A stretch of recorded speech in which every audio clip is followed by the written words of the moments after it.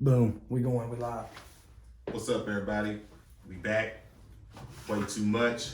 It's your boy Pink, my boy JRMC, and it's gonna be a short one today, but we're gonna get right to it. We're just gonna talk about these races, man. We're talking Daniel Cameron versus Bashir, Andy Bashir for the governor, and then we're talking Charles Booker versus Rand Paul for senator.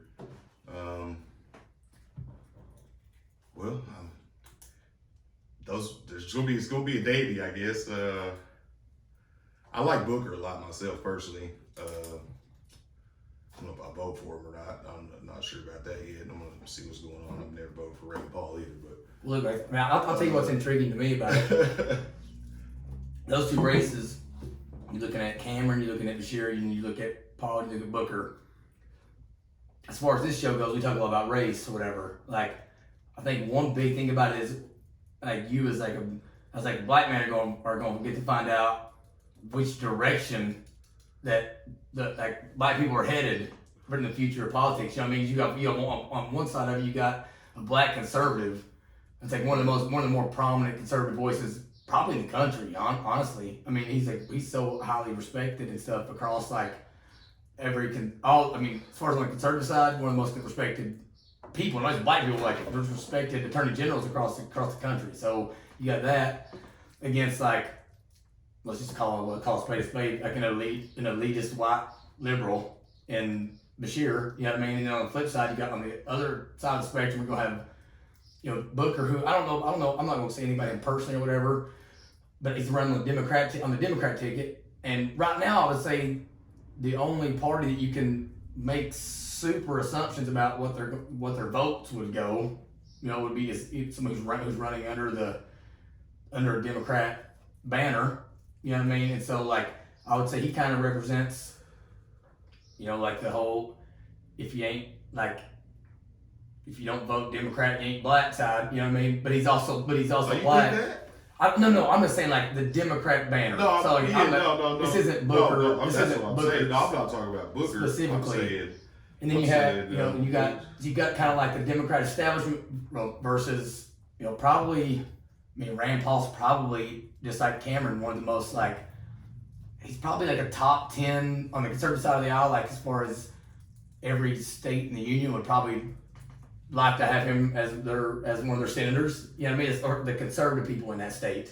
In any given state. You know what I'm saying? And so I think Rand Paul's a fucking jackass. We're really going to figure which way we're headed. I mean, well, listen, a lot of people don't like Rand Paul because he votes no a lot. Same reason they don't like Thomas Massey. But here's my deal when it comes to politics. Like, I'll take no votes as opposed to like yes votes just to get along all day. And he's getting as many yes votes as anyone else. I mean, like I'm not a big I'm obviously not a big, huge, big government guy or whatever. But at the same time, like I know he votes no on about anything that has anything to do with spending. And we've talked how I'm not like old school in my spending where I think that we just can't spend no money. It's like with Booker, one thing is like I am interested to figure out to kind of get to know him as a individual and all that. What I fear is, I mean, I guarantee you, just from looking at him, he could probably sit down here with us and we would probably agree on a lot of things. You know what I mean? But the problem is when you run as a U.S. senator, right? There's no situations anymore where like you have a bunch of people that vote their principles and values. They vote the party ticket. You know what I mean? And so we go back to our last conversation about abortion or whatever.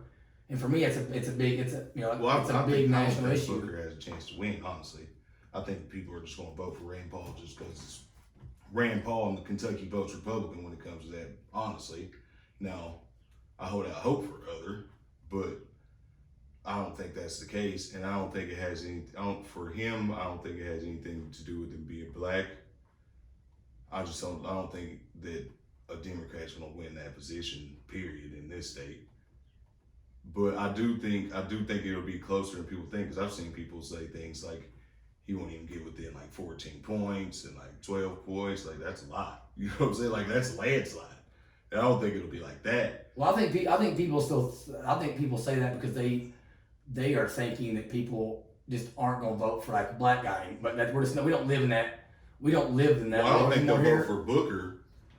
I think they'll vote for Daniel Cameron, but I don't think they'll vote for him because he's black. I think they'll vote for him. I think they'll vote for him because he goes along with. They're just not going to vote for a Democrat. They're just not going to vote for a Democrat. Yeah. You know what I mean? And so I think that's the big issue, I think, right now. It'll be the same old thing. To me, it'll be, yeah, I'll vote for you, but I wouldn't let you in my house. You know what I'm saying? That type of thing. But I mean, with Rand Paul, my one thing I'll say is, like, I'm just always going to lean on the side of, like, he's just so. He's one of the few people, he's like Thomas Massey, who's like actually worried about the Constitution and is more of like a literalist. And even though there's certain things we talk about abortion, I talk about how like I think they should be outlawed, but I think we should be guaranteeing mothers that we're going to like help make sure that kid is born healthy and with good health care. I think that's something he would not vote for, you know what I mean? Like, but at the end of the day, I know he wouldn't, like the base fundamental of what he's going to vote for, I would agree with, you know what I'm saying? Like with Booker, problem is, even if I met with him today and we saw eye to eye, let's say that I think we need to go back to the end of this and talk about how the common ground we came to on the abortion issue, because I think was like after the show we really got down to brass tacks, and the main thing we like talked about was that we agreed on was that any law that was put in place, there should be no laws put in place where trying to preserve the child's life wasn't at the center. Right. You know what I mean? Like it was like there should never be. And since then, I've actually went and read the abortion bill that Chuck Schumer put up for a vote last week, and it literally states in there that there should be no limits put on abortion to keep basically to keep a mother from having an abortion up until the baby is delivered, if the mother's life was at risk. And like that comes down to what me and you were talking about on like if the baby's 8 months along or whatever, and the mom and they need to end the pregnancy, you don't have to have an abortion, because the definition of abortion means that the child's life is going to end. Right. You could just deliver the baby. Right. Just to do a C-section, you know what I mean? And like, yeah, there may be complications that come up and the baby might die, but you didn't like kill it in the womb on purpose because you didn't know there was no. So like, and so like one of the things I worry about with Booker is right now the Democrats out of the aisle is so locked into like the right is terrible people and we got to protect women's choices. If he says that, I wouldn't vote for him either. But what I'm saying is, even if he agrees with that, I wouldn't vote for him. But let's say he agreed with us. When you run as a Democrat and you're running for a federal office. Well, if he's scared to say that, then he shouldn't be voted for anyway. Yeah, but what I'm saying is, even if he agreed with us. Right. The fact he's running as a Democratic senator, I don't trust that he would be able to get in there and vote his conscience. That he would have to, that they would do something. I don't trust any of them to vote their conscience. I mean, that's just what it is. I mean, hopefully we can, and hopefully, like, I mean, maybe he'll see this and he'll come and holler at us. You know what I'm saying? But like, people should be.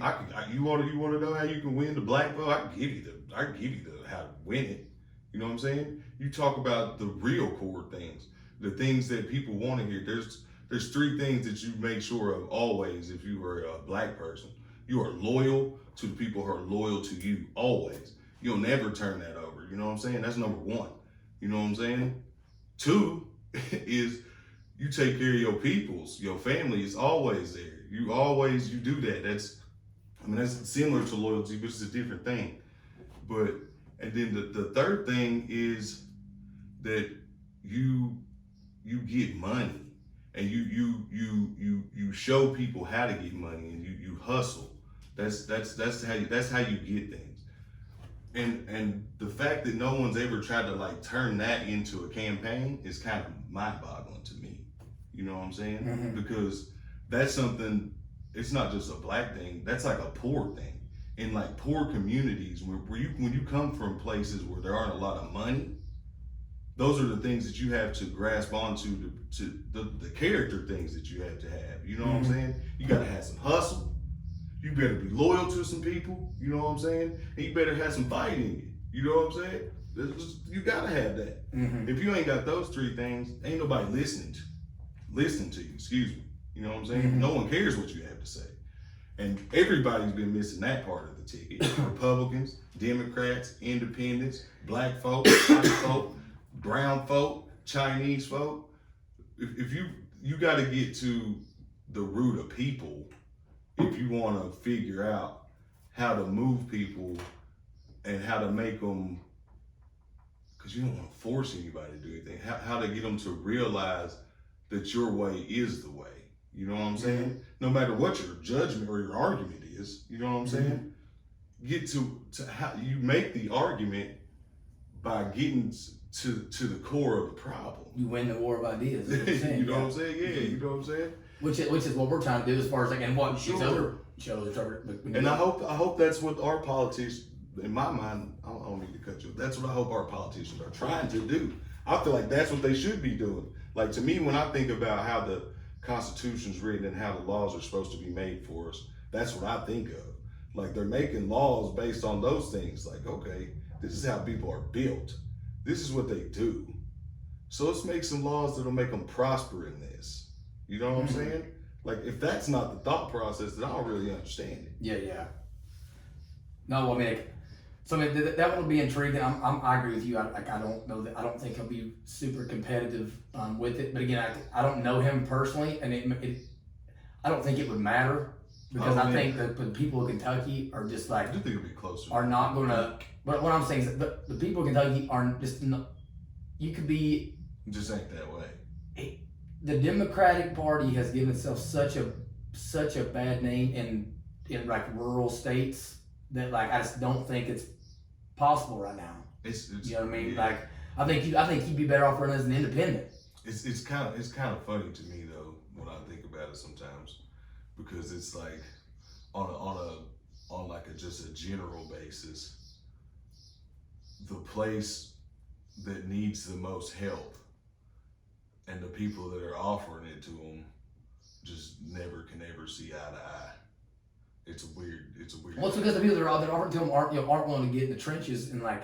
I agree with that. Like real empathy. Like there's a difference in empathy and sympathy. Sympathy is me being like, oh man, I feel bad you down the gutter, bro, but I ain't getting down there with you, man. I'm good over here. You know, but I feel bad. But I feel bad for you. Here's an idea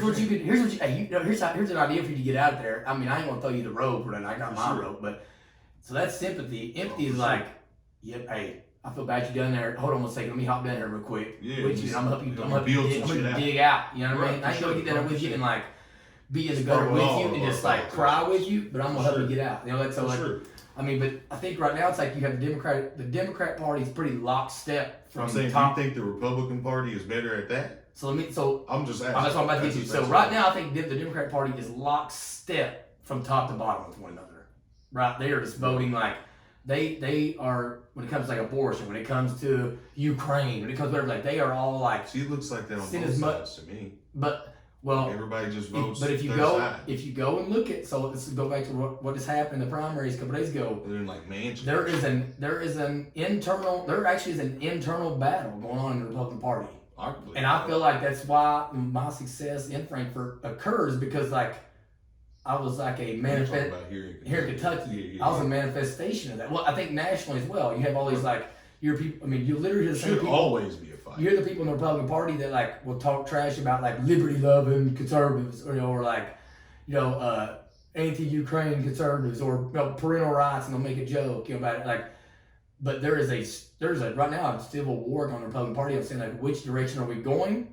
And really, what it is, it's like a populist right, like a populist conservative party, like versus the establishment Republican Party, which is pretty much at this point the establishment Republican Party are basically Democrats. Like they're basically, if you get online, it's type in Uniparty. That's what it'll come up. It's where it'll come up. Like it's the people, it's the Mitch McConnells of the world that are just like Chuck Schumer that want to like send $40 billion in Ukraine to the Ukraine every month. Like right now, like I saw a stat the other day. It's like we would be on pace over an annual period to send like $600 billion to Ukraine. We were sending like $49 billion a year to like Afghanistan. That's it. I mean, so but money all over the place. There's so many like active fucking like wars going on. But see, so the only what's crazy is the only part of the political spectrum right now that says we don't want any part of that is this populist sect on the right in the Republican Party. That's like, this is where I think that we could gain some ground and get some like these actually conservative Democrats to come over and say, okay, listen, we ain't trying to get you to become Republican, but we need you to vote Republican for a minute so that we can wash all these people out and take this thing over and make it, like I feel like we almost need like a conservative party or something, because it's like these same people that are for parental rights and they're against war, like that $40 billion we just sent to Ukraine. Yeah, I'll be honest, we got so many problems over here. I feel bad for them people. But sure. I'd rather spend some of that $40 billion on our schools here, or our bridges here in America, or like in our local communities or something. I mean, it's like, but what's the only part of the country now that's saying that out loud, and you're labeled like pro authoritarianism or something. I think this would be the thing I would say about that. I could never say that I would rather spend money on bridges and things than saving people's lives. I'll say this: we don't have no business fucking off in other people's fucking problems. Now that I agree with. Well, this comes down to the problem is the idea that we're the fucking babysitter. That's what I'm saying. This comes down to our talk like that we had on our last show. You know what I'm saying? Are we gonna handle our own? For sure. We'll take care of our own, or because again, it's like, yes, it's terrible. For sure. But it's I don't know really what's happening over there. I don't really understand the geopolitics and how all that stuff works in these other countries. But for sure, I understand that like we're over here, and I just paid $4.29 a gallon for gas. For sure. While I'm watching my federal government inflate prices and send, like tens of billions of dollars to other places in the country, and act like we ain't got nothing going on over here. Oh, I'm not disagreeing with No, I'm not. No. I'm just saying. I just wanted to make that what you're saying is 100% correct. Like the amount of money that we spend like in 4 and 8 is just fucking staggering. You know what I'm saying? Yeah, it's like unbelievable.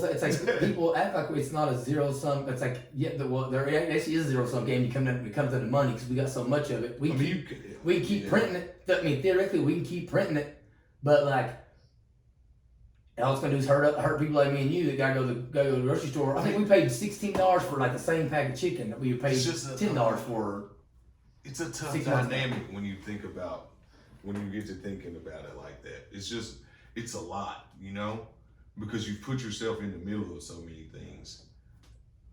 It's hard for you to get the fuck out of the way, Mm-hmm. Like I was saying, I mean, everyone wants to talk Ukraine because it's the hot topic shit, but I mean, there's fucking like 10 other fucking things going on where we're fucking bombing people and all kinds of fucking crazy shit. Well, it's like if we're gonna justify being in Ukraine, no, it's the same people that 20 years ago was justifying being in Iraq. And I remember being in high school thinking like, I remember 9/11 happening and me being like, I don't really know how I feel about the fact we just about to go over in here and start blowing people up. What I'm saying is,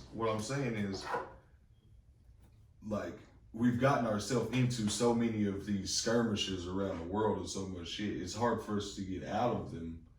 We put ourselves in like a fucking lose-lose situation. You know what I'm saying? Because it's like, and in no way am I justified the fucking U.S. government for fucking doing this shit, but you've put yourself in a situation to where if you pull out, tons of fucking people are going to die.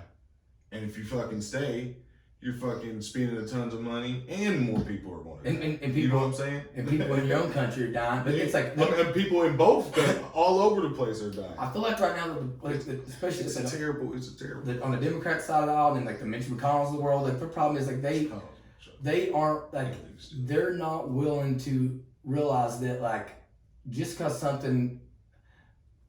They want to attack the problems that can be directly related to something else and quantified, and aren't willing to like admit ancillary, you know what I'm saying? It's like if we send that money overseas and then all of a sudden milk costs 40% more than it did here, like there's nobody, like no one will be able to go and say, well, this is directly because of that.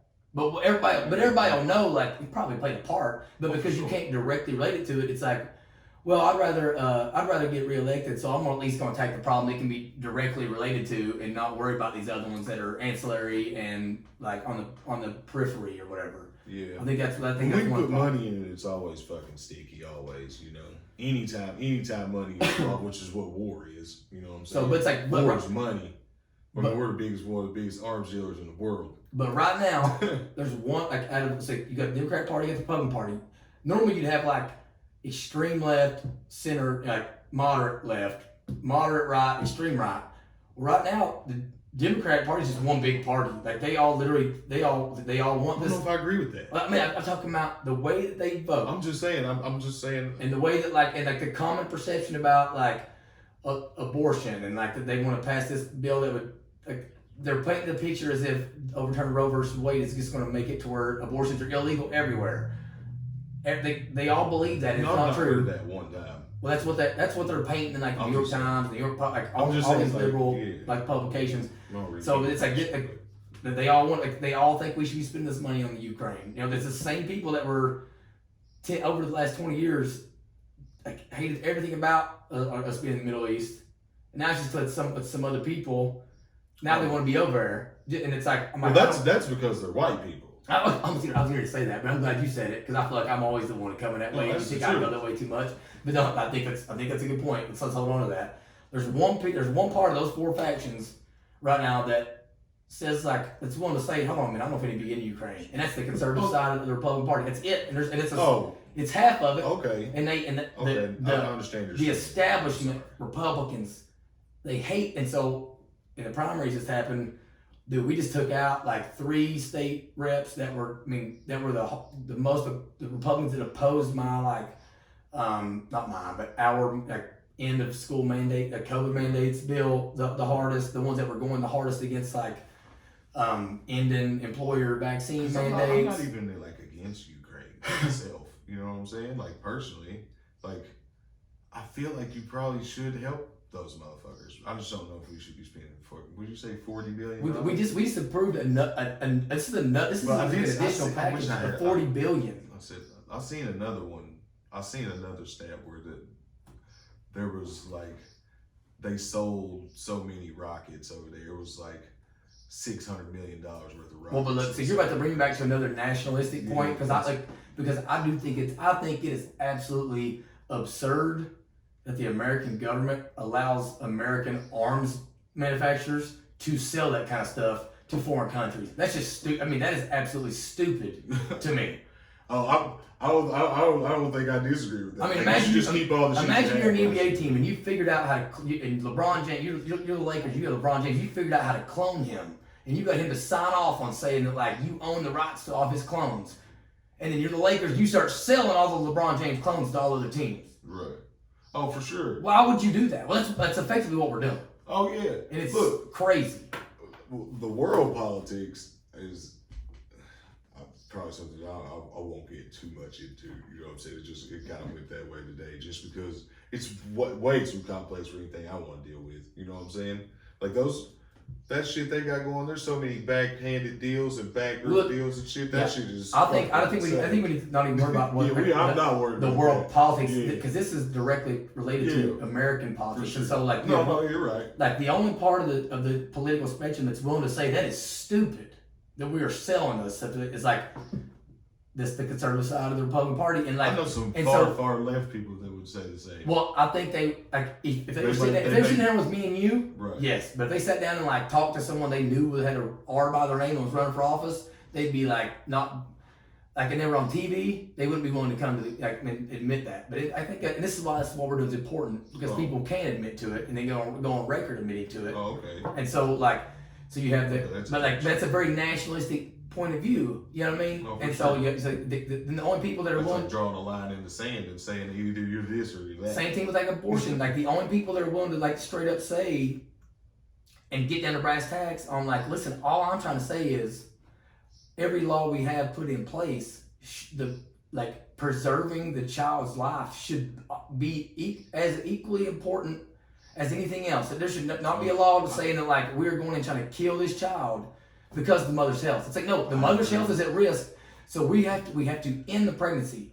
But the definition and the term of abortion being in that bill that the U.S. Senate was trying to pass, the definition of abortion matters. Go to the CDC website. Abortion equals the termination of the baby's life. Right. So it's like, you can't use that word then. And so I think a lot of people get caught up on thinking they can make this word whatever they want it to be in a moment. I'm like, no, dude, it matters when you put something into law because they're like, well, that ain't even happening. They're not even killing babies. And I'm like, okay, then why are we? If they're not doing it, why are we legalizing? Why are we going the next trip and legalizing something that ain't even a problem right now and making it a problem? Because now it is illegal, and some crazy lunatic doctor now can hide behind this law saying that I'm performing an abortion on an 8-month-old mother. Like, I'm trying to be a profitable business. There's no profit in trying to save this kid.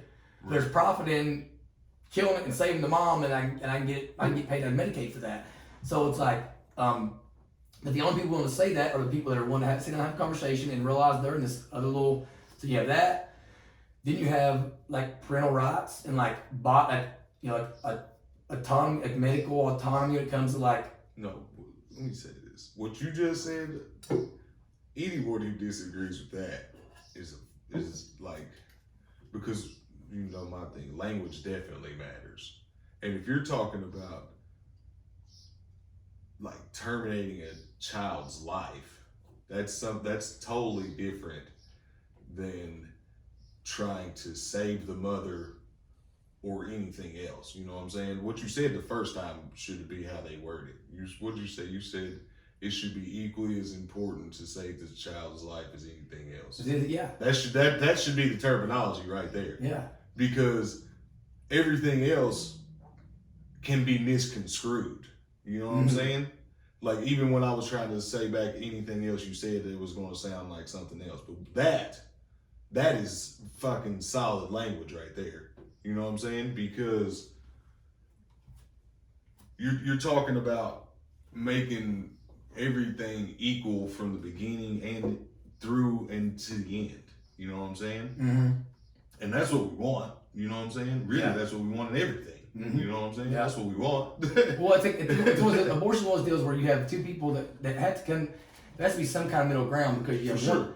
It's like one side does, like they do want, like, so to say the left, they legitimately don't think, some of them don't think it's a human life till they take a breath. There are those people out there. You know what I mean? Then you have the people on the right that all they're thinking about is the baby. You know what I mean? And thinking that the mom shouldn't have been stupid and got pregnant, right? And all the and so like, again, taking a morning after pill is abortion. Yeah, some people think taking a morning after pill is abortion, you know, and like the main thing that it's like, there obviously, to me, I think there does have to be a point like where you have to, it's a solid starting point. You have to like cut it off, you know what I'm saying, and say like, okay, at this point it's viable, you know what I mean? Like I'm like, I agree with that. Like there's, I mean, I don't agree with people that think there can't be like more than that pill, or that like don't agree with like going and getting a rape kit. I think like, we said 4 months. Did we say we were talking about 4 months? Well, yeah, because like, they just passed the 15 week one. Mm-hmm. Yeah, and so it's like at that point, once it's viable, that seems pretty solid. It's equal, like as far as like we are trying to keep both of you alive. Right, for sure. So it's like before that, the mother, you got a choice. Right? Yeah, but I think 15 weeks is plenty. At this point, like we have to try to preserve both. That's like if the mother, if the doctor's like, hey, listen, if you carry this thing to term, you're going to die. Right. It's like, okay, we need to do something. We got to do something about it. There's a difference in ending a pregnancy and having an abortion. Yeah, and terminating a life. For sure. I agree. 100%. And that's where I think the whole disconnect is in this conversation is no one just sit down and like, it's like every time like I was watching Tim Pool have a conversation, he brought like a leftist podcaster on the other day, and it was like, what's frustrating is when you have these conversations, you have to, once you come up with that brass tacks thing, you have to continue to reiterate it throughout the conversation to bring people back to it, because it's not where the conversation is right now. And they kept getting frustrated with one another because Tim kept thinking that he had established a framework, and the other guy would just kind of get back into his old mindset. Well, I think that's why we should take that line that you had and send it to every single politician you said. What'd you say? The baby's life should be as equally important as anything else. That's pretty simple. Yeah. Like, I don't understand why anybody would disagree with that. And that's where it's like, again, if we could get to that point, I think then you would have people on the left saying, well, we can't be, we don't want to keep bringing these children into poverty and having terrible health care and most. It's like, if you could just come to that point with me, like where it's like, okay, at 15 weeks, it's equal. Like we got to try to preserve it in any way we can. For sure. You know what I mean? If we got in the pregnancy and put it in the incubator or whatever, if you come there with me on that, here's what I want to say. Whatever happens at that point, we'll foot the bill. That's what they should say.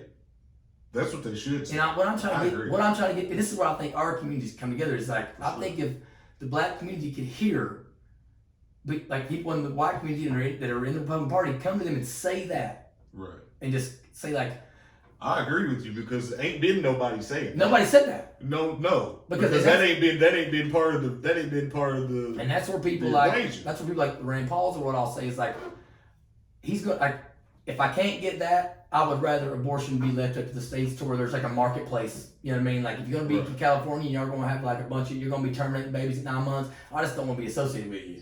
Look, I'll be that makes sense. Look, I don't have any problem with that. That's all. First of all, that's all Overturned Roe versus Wade does. Oh, I think we established. Yeah, we did. Yeah, we did. But again, you gotta keep reiterating. Oh, for sure. Because they forget. You know, but it's like so Rand thinks that, right? But then if I start talking about footing the bill on that, that's where the libertarian in him would freak out. And I'm like, listen, bro, I'm not libertarian.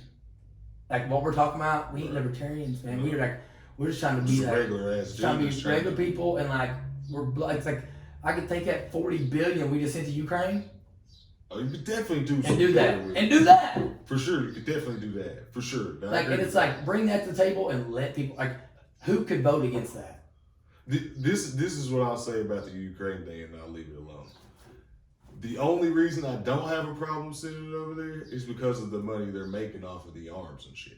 You know what I'm saying? Like that for me, that's where the moral fucking construct and where it gets muddy and fucked up is, because it's like we're fucking letting all these people make billions and millions of dollars off of these motherfuckers killing each other.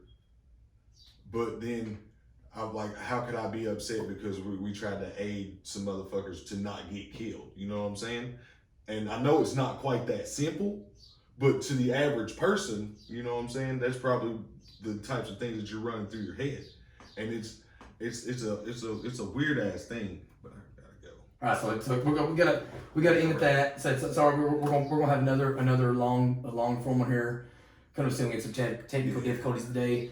Real quick, I do want to give a couple shout outs to first of all Lindsay Titchener. I've been telling you, I've been going hard in the paint for in the Senate. She's the one that said she wants to come on and talk to us about abortion and all that. But she is, so again, like stickers on the car, right? Yeah, and she is like one of the people that agrees with what I'm saying. Like we got to stop electing people and start electing principles and values. And if the person backs in, if the person fits into those guidelines, boom, do it. I agree with that. And that's her. That's where she's at. And people they're painting her as like a crazy lunatic that like thinks they're painting her as if like being a liberty loving person and a parent that wants to be involved in her kids' education and wants employees to be able to decide if they got to get a shot put in their arm. They're acting like those are crazy things to talk about. And me and her talk about some of this stuff. Like they want to act like it's crazy to say that we want to do away with abortion, but also make sure people are getting solid health care. Like they're trying to snuff out this like thing, and we got to make sure it doesn't. And they always try to snuff out people with any kind of sense. And I think people in my community, the black community, would understand that is like anytime a motherfucker comes around talking with any sense, Martin Luther King, Malcolm X, you know what I'm saying, Marcus Garvey, people who got some intelligence and could speak and get some people to actually take on to some real ideas that are helpful to them and what they need, they snuff them out. Mm-hmm. You know what I'm saying? And I ain't saying like I'm no martyr or nothing like that, or you're a martyr or she's a martyr, you know what I'm saying? Yeah. But like just literally that's what they do to people who either they say you're platforming people or you're giving people an outlook or a source to an outlet. Excuse me, to get their stuff up. But why shouldn't you let? Well, my thing is, it's like, if there's like a super racist person around, it's like that's actually white supremacist. You're exactly right. I want him to be in front of millions of people saying this stupid stuff, so everybody can know who he is, and not like associate with his businesses and all that kind, all that kind of stuff. And I ain't even talking about like just being like, I'm just talking about like just people with sense who actually are looking around at like common problems, because when I look at those people that I just named, like, I ain't no Muslim, you know what I'm saying? I'm not even really that much of a Christian, so I don't really identify with like Martin Luther King or Malcolm X on those things. But the idea that they had of helping people who look like me and the problems that we have are things that I can understand, because they weren't just talking about helping just black people. They were talking about helping poor people and black people and everyone, because it starts with the people at the bottom. And when you understand the oppression part of it, you understand it all. You know what I'm saying? And that's what most government is, and that's why our government was built to heed that, to halt it. You know what I'm saying? It was built to halt that part of it. One, because that's what tyranny is. So I know you got that here. So again, I want to give her a shout out. So there's been others. I mean, we had a big night for Liberty on Tuesday night, and again, like I know they're all running as Republicans, but I think if people keep watching this show, they're gonna realize that these are not old school like run of the mill Mitch McConnell Republicans. These are people that like they do believe in the they believe in the common person and raising and trickle up, not trickle down, big business bullcrap, I call it. You know what I'm saying? And so we got to keep. We'll touch on it. I really want to get into those values and principles I'm talking about. I think we hit on some good things today. Said, Tisha, the one that she's did a great job, and I've gotten close with her, so that's why I'm giving her a shout out. But there's one of the other things that's like that happened the other night is like we talked about Booker. Right. Let's look at the ones. We need to look at some other races where the people actually have a chance. Like you said, I think Booker. I'm agree with you. I think Booker will be more competitive than people think he will. Sure. I don't think he'll win. But let's go look at the races where people have a chance at winning. Let's go look at who's going to replace John Yarmouth. Okay, the people like there was just a race on who's going to replace him between Attica Scott and Morgan McGarvey. Well, guess who won that one? Morgan McGarvey. So the ones where like a black person would actually have a chance to like of a high. I mean, it'd be impossible for a Republican to win that district, and for John Yarmouth was in. What do? They go get one of the good old boy. I mean, Morgan McGarvey is like. I mean, think about whatever you're gonna think about with like white people, and that's what he is. You know what I mean? And so it's like, how is Attica Scott not more competitive in that area where it's the Democrat again primaries? A lot of times you like. That's what I said earlier, and I think that's the only reason that Daniel Cameron ran, and I'll say it probably 100 more times before he's elected, because I think he'll probably win. It's the same old thing. I'll elect you, but I won't let you come over to a house for the barbecue, though. Well, isn't it funny though? And so obviously Cameron will be his primary won't be till next May, right. in the Republican Party. But how fun, like the most winnable elections, that one with to replace John Yarmouth between Attica Scott and Morgan McGarvey, and then you're coming up on the Republican side, you're gonna have a bunch of white people and Daniel Cameron. I can tell you right now, Daniel Cameron is the absolute front runner. For sure. And so, but that's more because of the Mitch McConnell stamp, though. I don't know that great. I'm going to dig in with him more, like in his like, in his beliefs and values and principles, that kind of thing. More, for sure. But I'm talking about from a race standpoint, in a state where supposedly like it's still racially motivated, like it's the Republican Party that's actually trying to give a black man a chance. You know what I mean? And then you have the Democrat Party who, Attica Scott, that district she's representing is like, talk about the Breonna Taylor. I would say the same thing about the Booker thing, though. I mean, I think that's tomato thing. But here's what I'm saying: the Democrat Party allowed him. They're going to let him be that. But like, there's no way anybody could argue that he's as likely to beat Rand Paul as Attica Scott was going to be to replace John Yarmouth, because the Republicans only have a chance. So I'm saying in the Democratic Party, let's look at the avenues and the races they allow people that look like you, look like me, to actually get in and like actually have a real shot. You know what I'm saying? Like, okay, we'll let Booker run against Range. We don't have another good candidate. Then like we can check the box. We ran a black dude over here. You know what I mean? Then you have the Republican Party saying like, okay, we want Cameron. I mean, everyone in the Republican Party wants to have Cameron to run. There's a couple others that like Aaron Reed and a few others. I don't know. I'm not endorsing or downplaying any of them. They may be great people, but like Daniel Cameron is the front runner. So the Right. Republican Party is supposedly like, like Jim Crow Republicans are like, they're trying to put a black man into the most winnable election they have against Andy Bashir. I mean, there's no you can't deny that that's happening. And so to me, it's You just know what I'm saying? intriguing. I agree with you. You know And what I I'm think saying? that's something for us to continue to Agreed, dive 100%. into, as far as like which of this stuff is just like smoke screens Right. Yeah. and like a facade. Yeah. Whatever. It's like, let's quit looking at what people are saying and what are people doing. Right. And so I think that's what Billy said. I know you got to get off Also, here. We're gonna get a long one coming. Sure. Sorry we had a little bit of technical difficulty.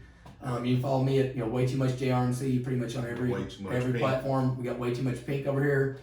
We got a lot of good stuff coming. Just want to get a quick conversation in today, and we'll hoping to get you in here in the next few days. So we'll talk to you guys soon. Thanks for watching. All right, we out.